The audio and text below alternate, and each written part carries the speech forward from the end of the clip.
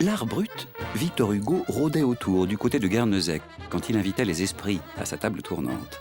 Fernand Desmoulins flirtait avec en dessinant dans le noir. C'était le bon temps des fantômes. Au début du XXe siècle, les pros de la santé mentale découvrent que leurs patients ne sont pas des légumes, mais dessinent et écrivent. Le docteur Marie bricole un petit musée pour montrer les œuvres de ses zinzins. Marcel Réja, un autre toubib, pond en 1905 un livre, L'art chez les fous. Et c'est alors que naît un beau bébé qu'on appelle l'inconscient. Non pas des brumes spirites, mais de la fumée des cigares viennois d'un certain Sigmund Freud. À cette époque, l'Occident goûte au japonisme, savoure les tahitiennes et déguste l'art nègre. Le monde de l'art est donc mûr pour s'abreuver à de nouvelles sources.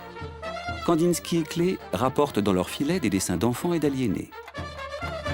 Le jeune Max Ernst suit des cours de psychiatrie. Ses copains Aragon et Breton étudient la médecine. De la Grande Guerre, ils ressortent Dada.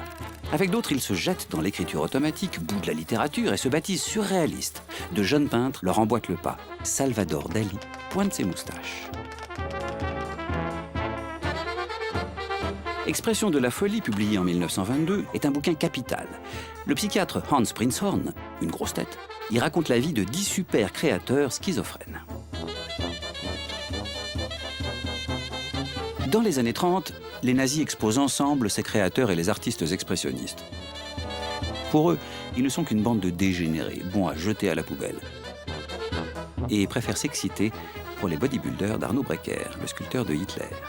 Mais ailleurs, d'autres proclament l'apport essentiel de l'art des fous aux révolutions de l'art.